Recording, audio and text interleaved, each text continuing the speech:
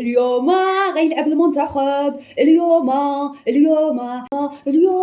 غنشجعوا المنتخب ديالنا. واه ديما مغرب.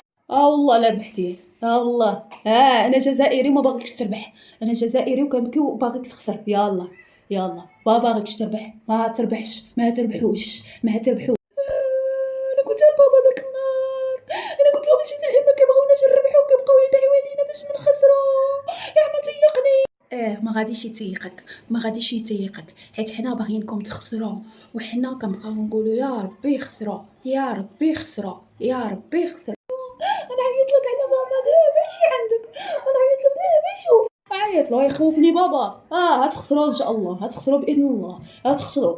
انا جزائري وهتخسروا، انا جزائري. يلا بابا اجي تشوف، اجي تشوف واحد الجزائري. مالك ولدي، مالك ولدي كتبكي وكتغوت؟ شكون غنشوف؟ واحد الجزائري يا بابا كيقول لي غدا هتخسروا اصلا ما تربحوش. كيقول لي غنبقى نقول لكم هتخسروا، قال لي ما تربحوش.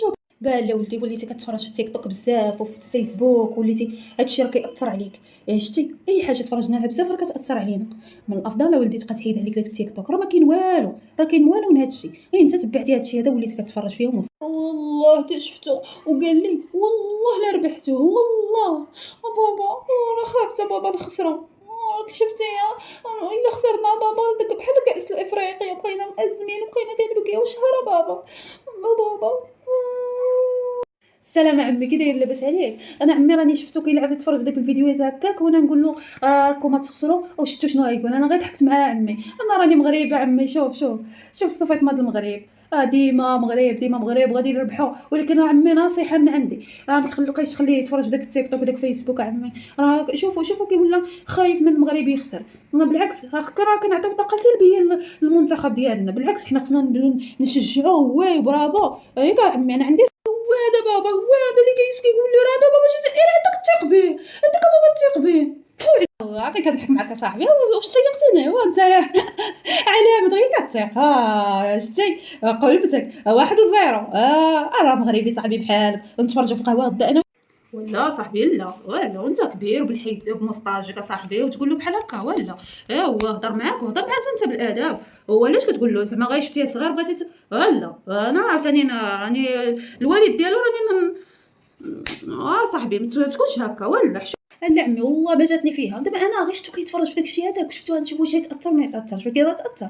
باش نقول لك عمي من الافضل عمي انا غير نصيحه ليك عادي. انا نصحتك في سبيل الله عمي.